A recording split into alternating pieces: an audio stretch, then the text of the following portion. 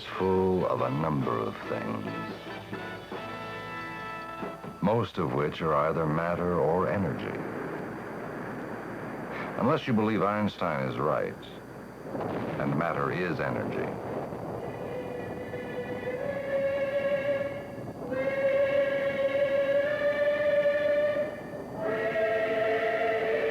In which case, everything is one thing, except for consulting engineers. They are something else. Pardon me, sir. What's the first thing you think of when you hear the word engineer? Engineer. Well, I think of, that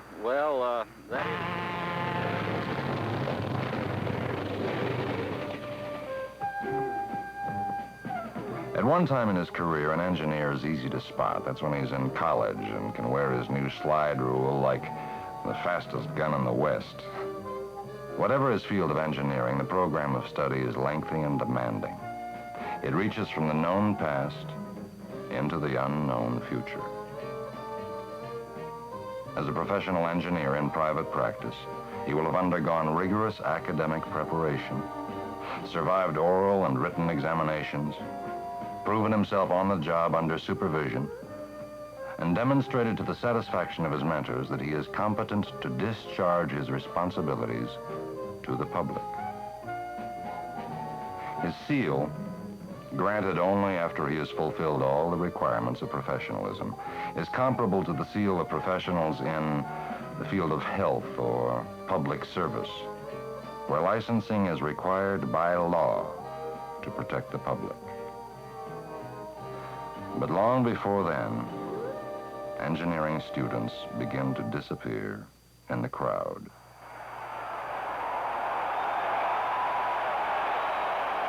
The songs linger on, but they don't do much to establish an image for the profession. Although an engineer's training is just as rigorous and sometimes longer than theirs, he hasn't developed an image like some of his friends in other professions.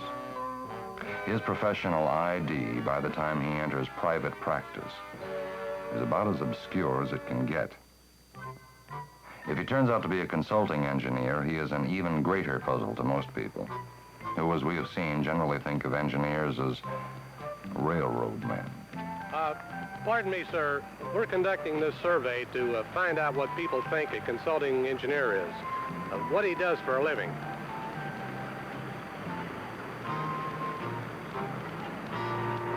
Ma'am.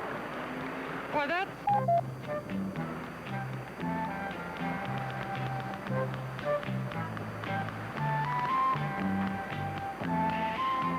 It's going to be another one of those days.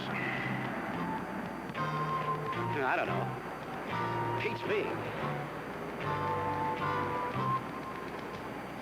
Well, I'd say he's a guy that's uptight about the nuts and bolts, you know, and likes to talk about it.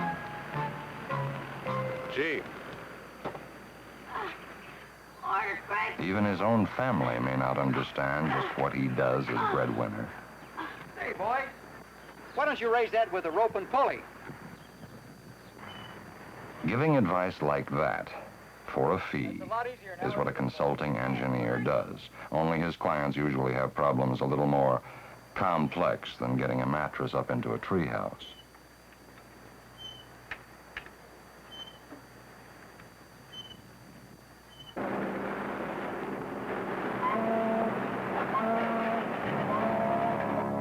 His range of professional interest and competence spans the reaches of outer space and probes the inner space of human personality.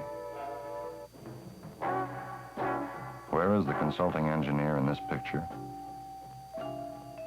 Well, he designed the operating theater, its power supply system, its lighting, its air conditioning and heating. And his work makes possible most of the equipment of modern medical science. By training and experience, the consulting engineer is preeminently qualified to work on most of the major problems currently facing us, and he does. But all he has to sell is time and talent, and that on a business basis. He earns his livelihood by making choices between design alternatives.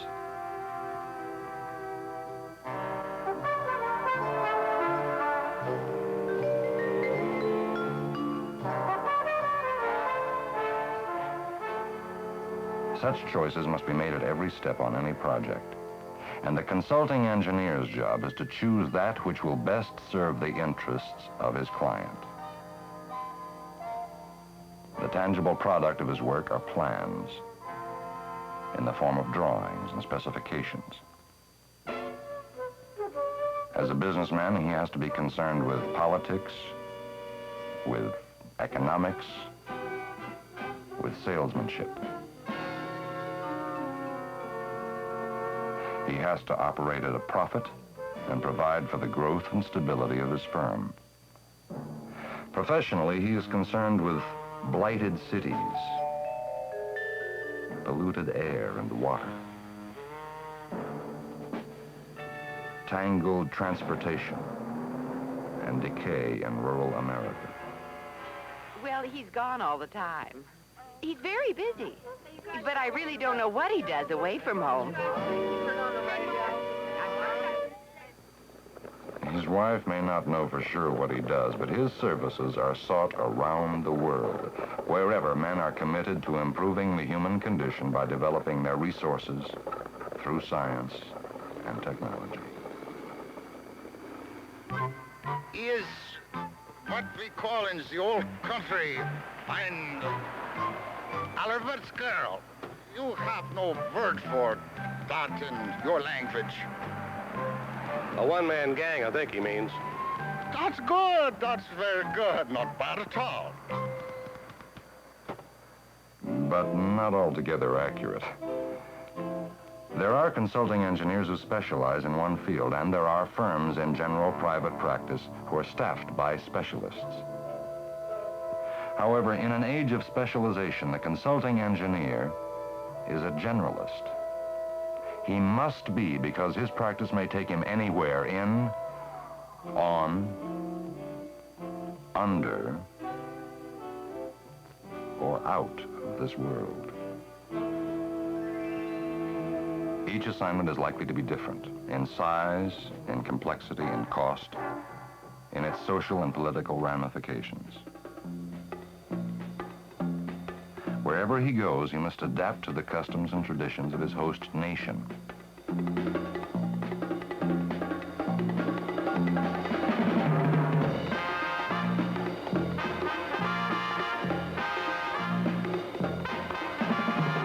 Compared to other professionals, the engineer works at a disadvantage.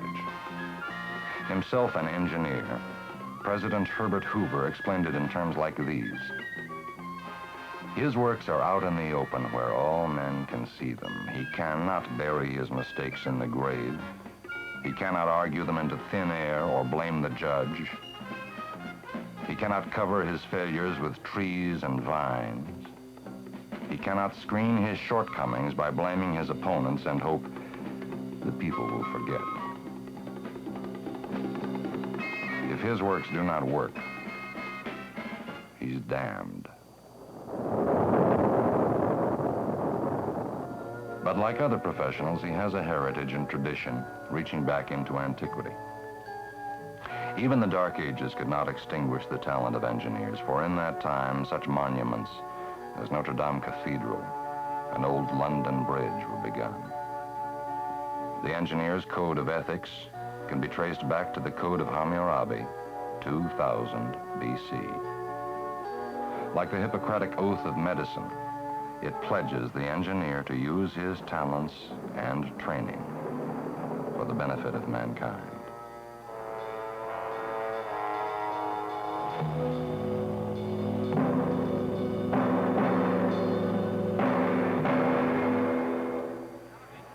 Like other professionals, he has to work with the knowledge that what he knows today may not be so tomorrow. Time was when people believed all that goes up must come down. Not anymore. It may go into orbit. Science and engineering have made that possible.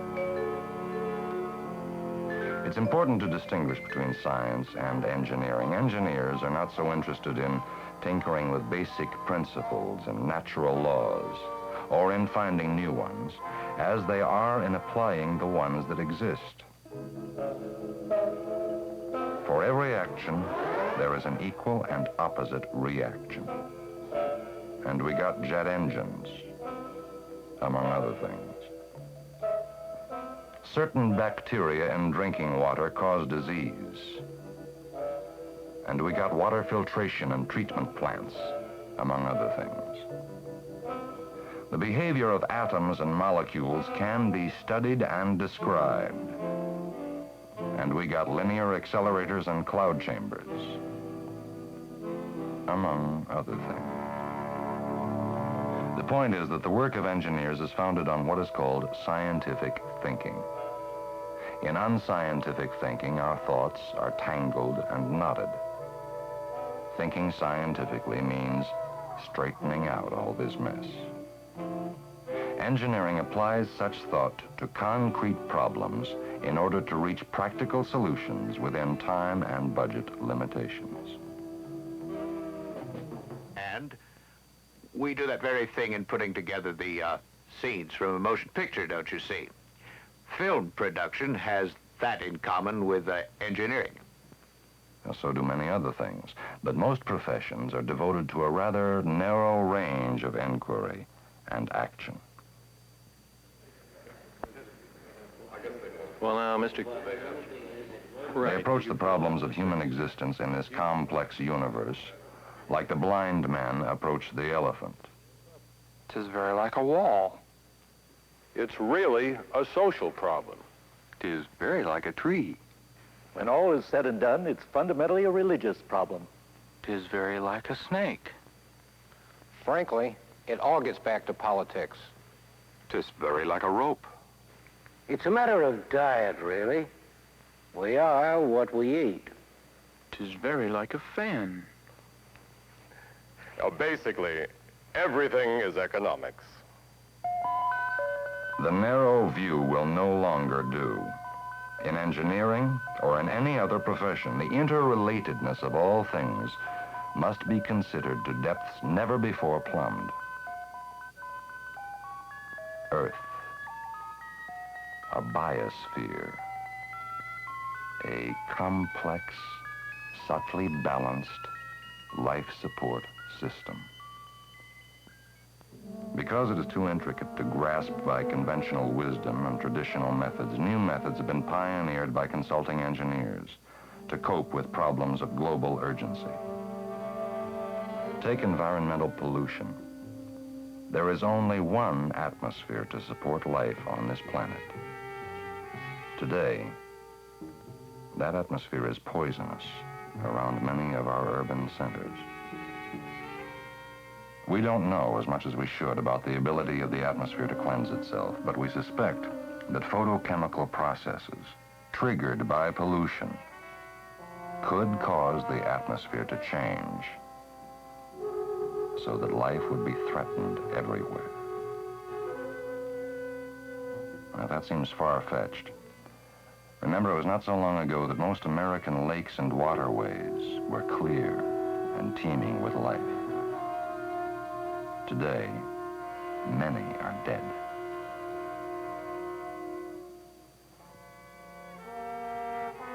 Take urban decay.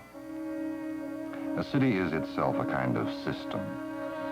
In the past, cities have always attracted people because that's where the action is, that's where things are happening.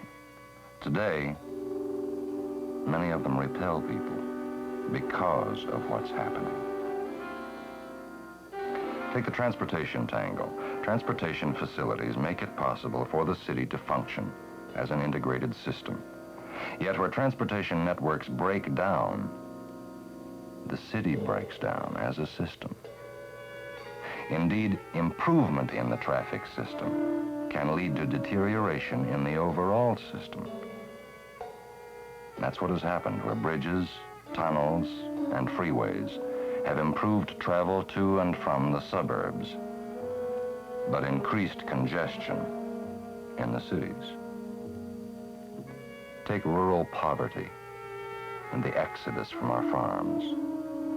A nation whose political system was designed on the assumption that it would serve a largely rural population now finds less than 20% of that population living on the farms. And the rural to urban trend is worldwide. Such are the problems.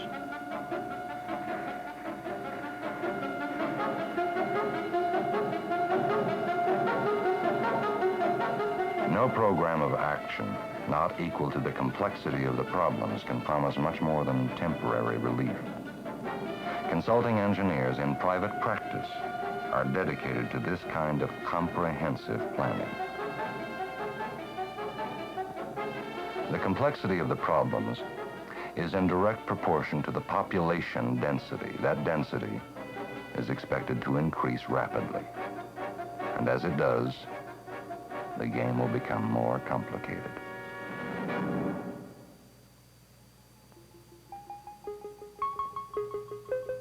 No one knows whether or not the game has a time limit.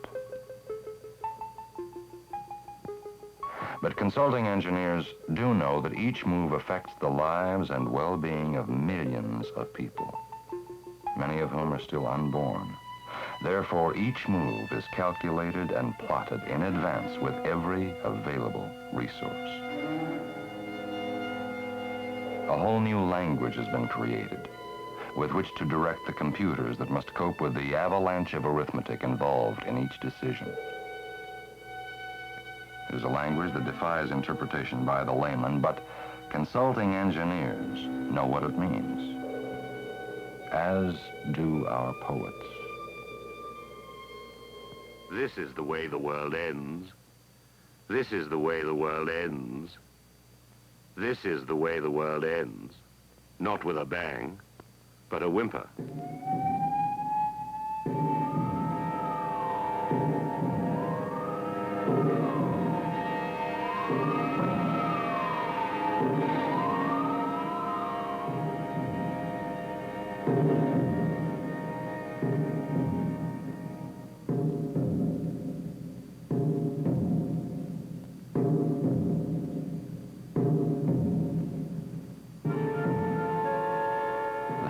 The system to sustain itself can end only in disaster. In practical terms, the first step in developing a system that will not fail is to forecast the load that system will have to bear now and 5, 10, 15 years from now. Our hospitals, schools, shopping facilities, utilities, and waste disposal systems must be designed accordingly and engineered to function compatibly with each other and with all the changes that will inevitably occur. The techniques of consulting engineering and design have one simple goal: to improve upon the guesstimating or crystal ball gazing by which designs have often been decided. This all-new planned city represents the fruit of systems engineering applied to the field of urban development. Sociologists, architects, economists, anthropologists, engineers, and specialists from other relevant disciplines all worked together to design a city that would embody the best that is known about how people can live together in a free community. It's one alternative to the fragmented, piecemeal growth that has marked our national progress in so many ways. On a smaller scale, this instrument for measuring the curvature of the front and rear surfaces of the lens of the living human eye represents the fruit of cooperative planning between one consulting engineer and specialists in optometry. This continuous process manufacturing facility exemplifies the way in which consulting engineers can serve industry.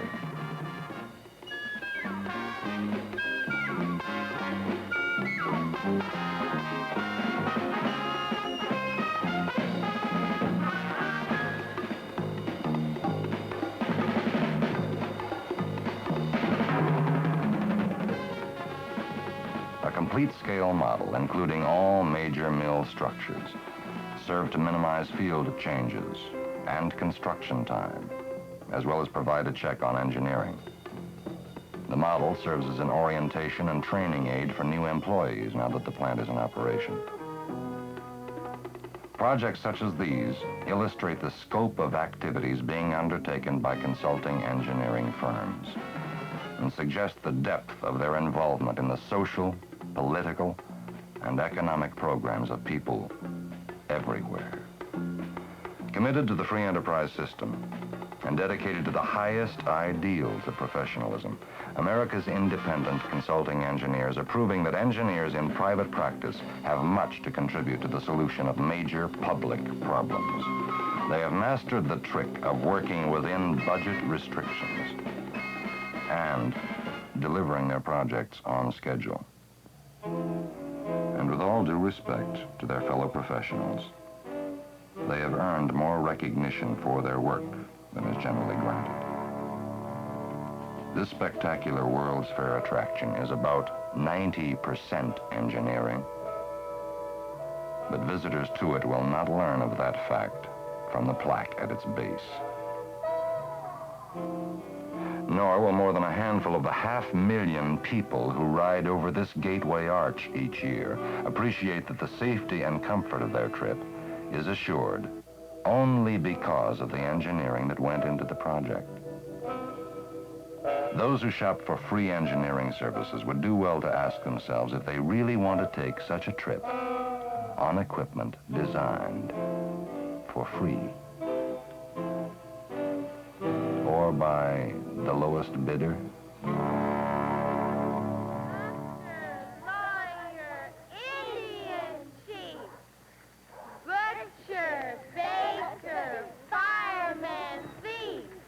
Children play what they know. Not many play consulting engineer. Maybe it's not a game for children. But the fact is, future generations will either come to understand and appreciate the importance of engineering in their environment, or run the risk of turning the future into a thing of the past for everyone. The environment is vast and complex. It may be said to include the universe and other things.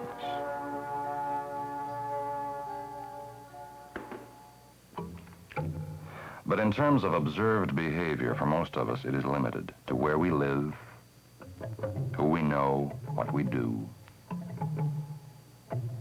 We know better, but few of us act on our best knowledge. Consulting engineers do.